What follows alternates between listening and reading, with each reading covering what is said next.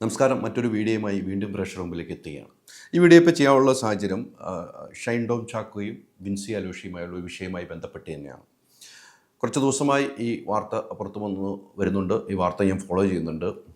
ഇപ്പോൾ വിൻസി അലോഷി പത്തനംതിട്ടയിൽ മാധ്യമങ്ങളെ കാണുന്ന സമയത്ത് എൻ്റെ പേര് ഒരു പരാമർശം ഉന്നയിക്കുകയുണ്ടായി. ഇതുമായി ബന്ധപ്പെട്ട് അത് രണ്ട് മൂന്ന് കാര്യങ്ങൾ പറയാമെന്നോർത്താണ്.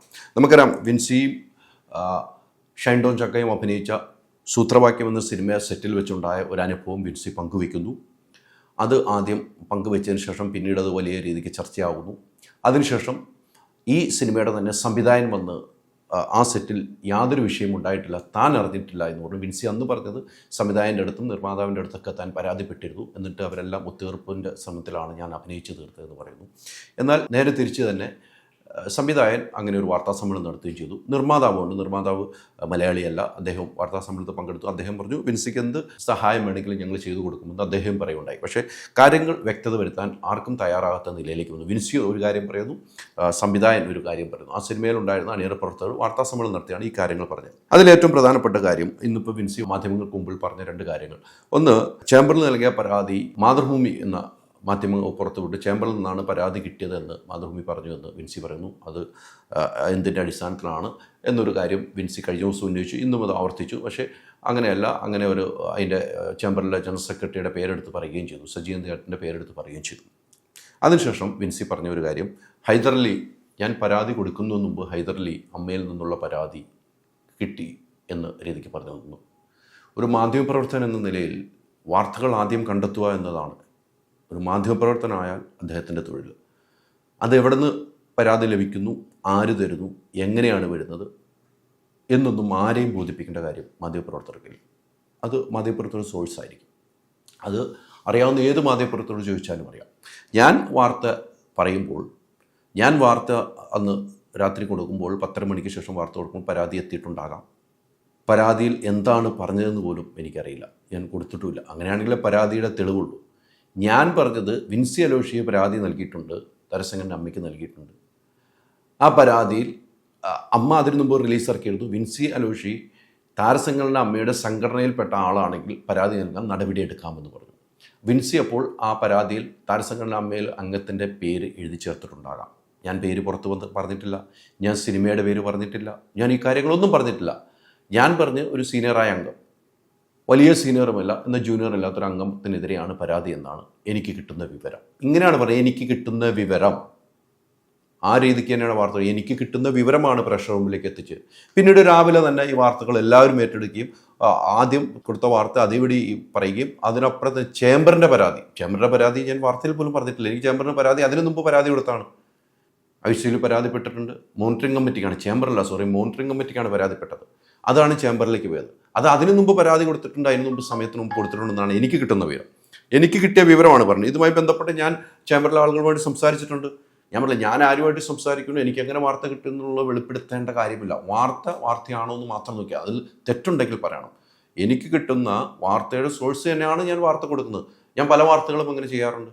ഞാൻ എൻ്റെ മാധ്യമപ്രവർത്തനത്തിൽ എല്ലാ വാർത്തകളും ഇങ്ങനെ ചെയ്യാറുണ്ട്. ആദ്യം നമുക്ക് നമ്മുടെ ബന്ധങ്ങൾ വയ്ക്കും, നമ്മുടെ സോഴ്സുകൾ വയ്ക്കും. ചിലപ്പോൾ പോലീസിൽ നിന്ന് വാർത്തകൾ കിട്ടും. ഷൈൻ ടോം ചാക്കോനെ കഴിഞ്ഞ ദിവസം ചോദ്യം ചെയ്തപ്പോൾ പോലീസിൻ്റെ ഉള്ളിൽ നിന്ന് എത്രയോ വാർത്തകൾ പുറത്തു വന്നു. എല്ലാ ചാനലും മത്സരിച്ച് വാർത്തകൾ ചെയ്തിരുന്നല്ലോ.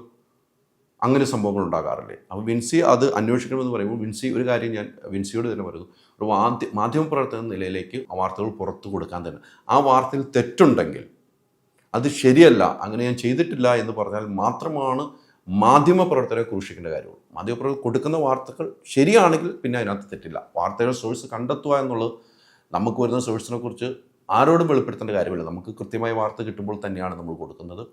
ആ വാർത്ത പല രീതിക്ക് കിട്ടും. നമുക്ക് എവിടെയൊക്കെ ആളുകൾ എന്തൊക്കെ സംസാരിച്ചു അതൊന്നും നമ്മൾ കൊടുക്കില്ല. നമുക്ക് കൃത്യമായ സോഴ്സ് കിട്ടുമ്പോൾ, കൃത്യമായ വാർത്ത കിട്ടുമ്പോൾ. ഇപ്പം മാതൃഭൂമിയുടെ പേര് വിൻസി ഉന്നയിച്ചല്ലോ. മാതൃഭൂമിക്ക് ആ വാർത്ത എവിടെ നിന്ന് കിട്ടി? മാതൃഭൂമിയുടെ സോഴ്സാണ്. മാതൃഭൂമി അങ്ങനെ പേര് പറഞ്ഞെങ്കിൽ മാതൃഭൂമി ആ സോഴ്സ് വെളിപ്പെടുത്തരുത് എന്നാണ് എൻ്റെ ഒരു കാഴ്ചപ്പാട്. ഒരു ചാനലുകാരും ഒരു മാധ്യമപ്രവർത്തകരും ആര് വാർത്ത തരുന്ന അവരുടെ പേര് വെളിപ്പെടുത്തുന്നതിൽ അർത്ഥമില്ല. പേര് വെളിപ്പെടുത്താതെയാണ് സോഴ്സ്. അത് നമ്മൾ പോലീസിൽ പോലും പേര് വെളിപ്പെടുത്താറില്ല, മാധ്യമപ്രവർത്തനം കിട്ടുന്ന സോഴ്സ് വെളിപ്പെടുത്താറില്ല. അപ്പം അത്തരം രീതിയിൽ വിൻസി ഇപ്പോൾ പറഞ്ഞതിന് അതിനൊരു മറുപടി നൽകണമെന്ന് എനിക്കുണ്ടായിരുന്നു. കാരണം നമ്മളൊക്കെ മാധ്യമപ്രവർത്തനം ചെയ്യുന്നതാണ്, നമ്മളൊക്കെ ദീർഘകാലമായി ഈ മേഖലയിൽ നിൽക്കുന്നതാണ്. വിൻസിനും എനിക്ക് അറിയാം.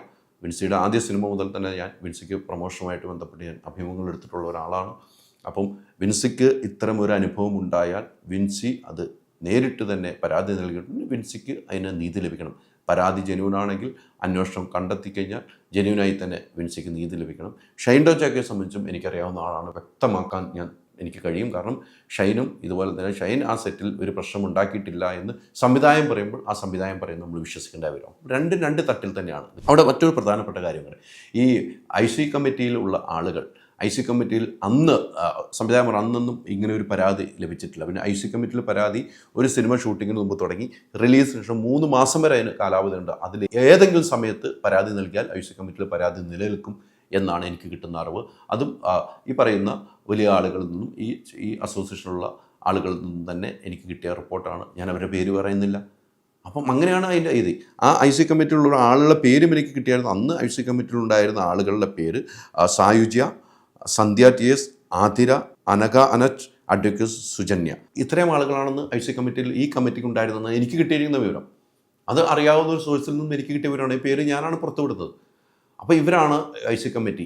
IC കമ്മിറ്റി എന്താണ് നടപടിയെടുക്കുന്നത് എന്ന് വിൻസിയുടെ കാര്യങ്ങൾ ചോദിച്ചറിയും. നേരിട്ട് വിൻസി ഹാജരാകും. ഈ കമ്മിറ്റിയിൽ ഹാജരായി വിൻസിക്ക് പറയാനുള്ള പറയും.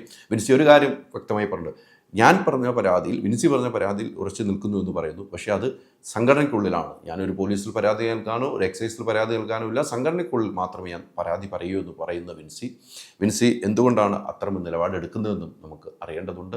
എന്നെ സംബന്ധിച്ചോളം എനിക്ക് വാർത്ത കിട്ടുന്ന സോഴ്സിൽ നിന്നും ഞാൻ വാർത്തകൾ കൊടുക്കും. ആ വാർത്ത തെറ്റാണെങ്കിൽ, കള്ളമാണെങ്കിൽ നിങ്ങൾക്ക് അതിനുള്ള മറുപടി തരാം. പക്ഷേ ഞാൻ കൊടുത്ത വാർത്ത തെറ്റാണെന്ന് എനിക്ക് തോന്നുന്നു. ഞാൻ ഒരു നടൻ്റെ പേരോ ഒരു സിനിമയുടെ പേരോ ഏത് ലൊക്കേഷനോ ഒന്നും ഞാൻ പറയാതെ തന്നെയാണ് ഞാൻ ആ സിനിമയുടെ വാർത്ത കൊടുത്തത്. ആ പേര് ഞാൻ വെളിപ്പെടുത്തിയില്ല. പിറ്റേന്ന് രാവിലെ നോക്കുമ്പോൾ എല്ലാ ചാനലും ഷൈൻ ടോം ചാക്കോ എന്നുള്ള പേര് വെളിപ്പെടുത്തിക്കൊണ്ട് വാർത്ത പോകുന്നു. അതിനുശേഷം ഉച്ചയോടുകൂടിയാണ് ഞാൻ അപ്പോഴും പറഞ്ഞു, എനിക്ക് കിട്ടിയതിൽ എനിക്ക് പേര് വിവരമില്ല, എനിക്ക് പരാതിയുടെ കോപ്പിയില്ല.